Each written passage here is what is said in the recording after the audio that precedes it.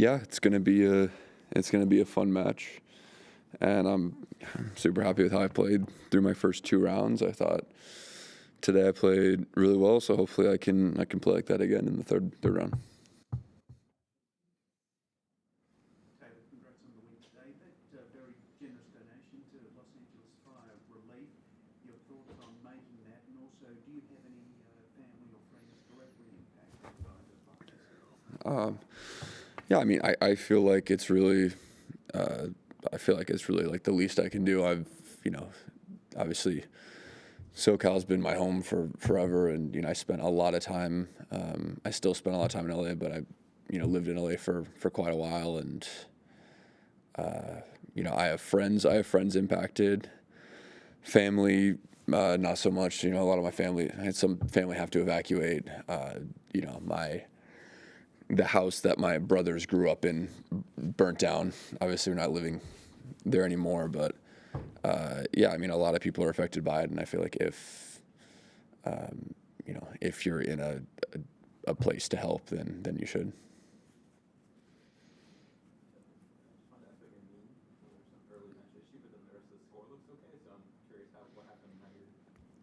Yeah, I just hyperextended my knee running for a ball, which could probably be a bigger problem for some other people, but my knees just hyperextend a lot and are very flexible, so I kind of just jammed it. It hurt for 30 seconds, like a minute. I had to kind of just take a second for the pain to go away, kind of just test it, make sure I was fine. But yeah, after I could kind of just take a second, I felt fine. There was maybe a little bit of pain when I took it the other way, maybe did like a full bend on it, but not really any situations on the court where I'm going into that position, so it's fine. I would expect it to just be a little sore, but I really think I'm going to be totally fine.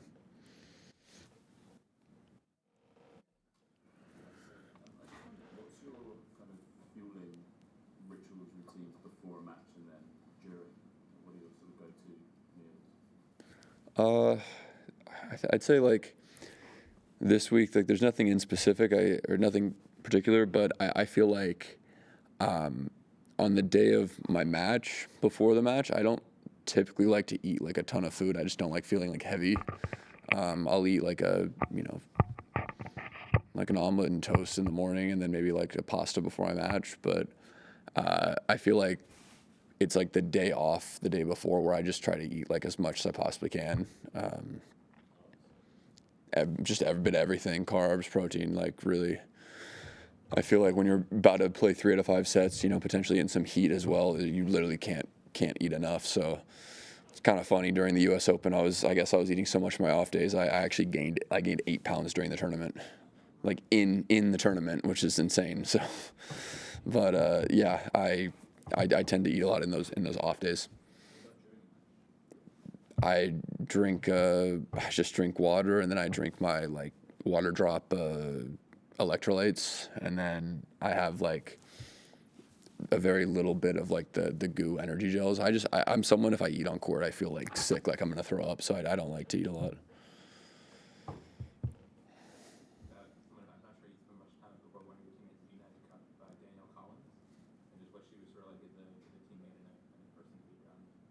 I mean, she was a great teammate on the bench. She was cheering super loud for all of us, but we didn't see a lot of her because after a couple of days after she got there, she got really sick actually.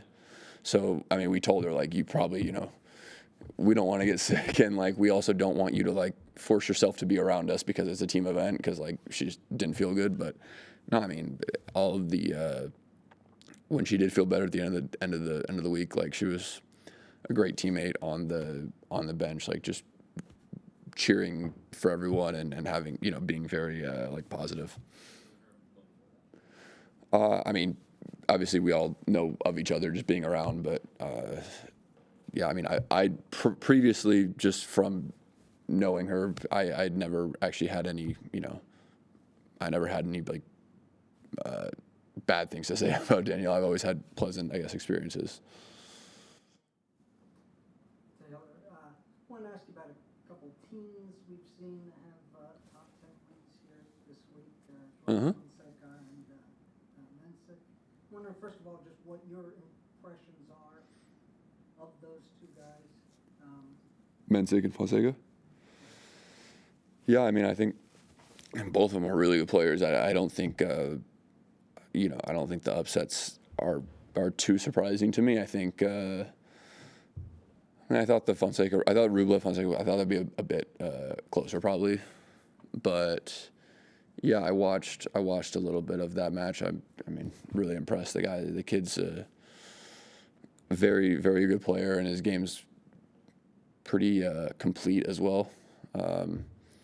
And Mensick as well has definitely improved a lot over the last couple of years. I mean, I played him at the Open in 2023, and I literally think I played him on his 18th birthday. But he's improved a lot since then, and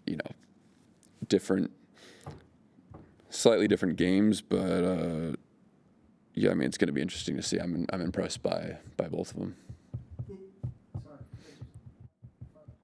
Just if you can think back to when you were a teen, starting out on tour, first playing in Grand Slam matches, did it feel daunting to you at that point to be that age on these stages? And do you think there's anything about either them in particular, those two guys, or the game in a broader sense that might have changed in terms of the possibility for people at that age to get breakthroughs now?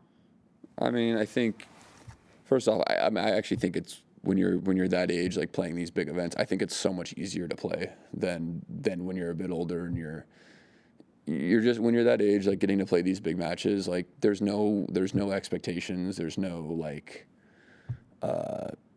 pressure. You have like all the time in the world to like improve, and you're so early in your career, so it's really easy to go out and just play like these, like, I don't know, loose matches where you're just firing off the ball and like crushing and playing great. So yeah, I'm super impressed by both these guys, but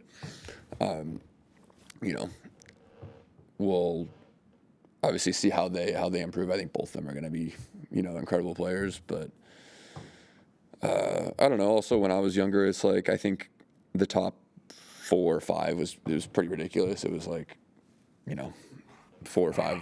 Like, I mean, we got like Rafa, Fed, Novak, Andy, Stan, all those guys at one time. It was pretty tough to break through playing against like a top 8 seed. I think now maybe it's like a little more winnable for the younger guys because all the top seeds aren't like some of the best players of all time. But that being said, like, I mean, there's still a lot of really, like, the depth is really strong right now with our current generation. And yeah, I don't know. I mean, it's tough. It's tough to compare the different times, but I think these guys are probably better than me when I was their age. My question's kind of in addition to that, and the debate of youth versus experience. If one has an edge over the other when it comes to performing here or at a Grand Slam. I think there's like positive and negatives both ways. I think obviously when you're experienced, you're gonna handle a lot of times the bigger moments a bit better just because you've been there before. But then on the other side of it, you have more pressure on yourself because you're the one that's supposed to win. I mean, there's just more pressure, and you're playing against a person who is actually going to have no pressure on them at all. They're going to be playing loose. You're going to get their best level. So it kind of goes both ways.